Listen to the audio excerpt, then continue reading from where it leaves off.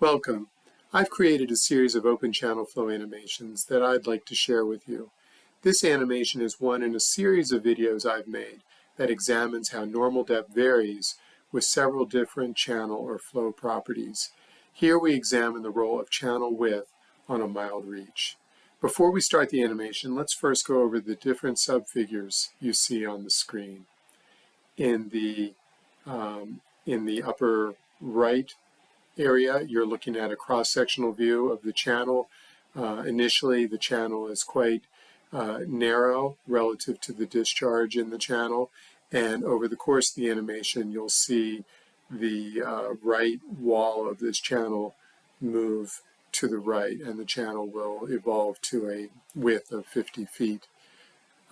As that takes place, we'll be tracking these three parameters or these three quantities as they evolve with channel width: the normal depth, the hydraulic radius in magenta, and the Froude number in cyan. The Froude number will stay below 1 throughout the entire animation. This is an entirely mild simulation. In the lower left, also plotted versus channel width, we see three different, we have depth, we have three different depth ranges. So we have M1 curves at the top, M2 curves in the middle, and M3 curves at the bottom. This is basically the depth range over which M1, M2, and M3 curves would reside as the channel width varies throughout the animation. Finally, in the lower right, we have an EY, or energy depth diagram, and we're plotting three depths in particular: the normal depth in blue, the alternate to normal depth connected by an imaginary vertical line because they correspond to the same energy, plotted in magenta, and then in cyan we have the conjugate to the normal depth, and it in the horizontal distance between the conjugate and the other two depths is a representation of the energy loss that would take place in a jump from conjugate depth up to normal depth. So let's set this animation in motion and watch what happens.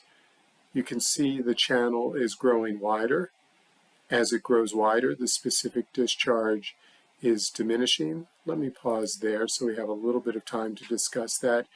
The channel is growing wider. Since the discharge is fixed, we're dividing by a increasing width, and so the specific discharge per unit width, is diminishing, which has the effect of moving this EY diagram to the left. And because of that,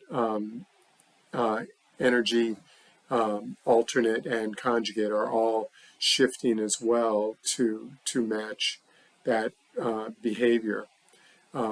In this upper left area, you can see normal depth is dropping dramatically because the channel is getting wider.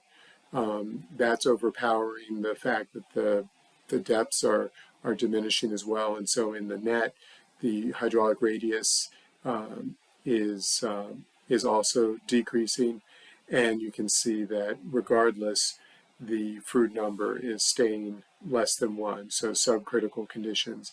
You can see that in general, the M1, M2, and M3 regions are all sort of diminishing in parallel with one another.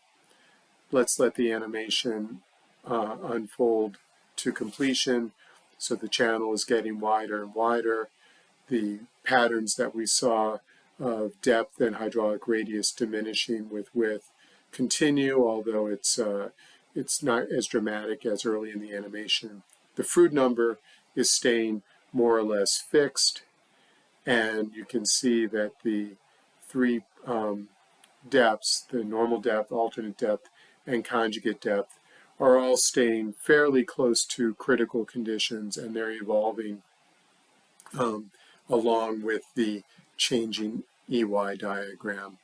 And there we've reached the end of the animation. I hope you've enjoyed this. There will be a separate parallel animation that shows these same ideas but on a steep reach, so keep an eye out for that. And with that, I would like to thank you for watching, and please let me know if you have any questions by entering them in the comment area below. Also, you can click the link in the description to learn about my book and to learn about other videos relating to concepts from my book.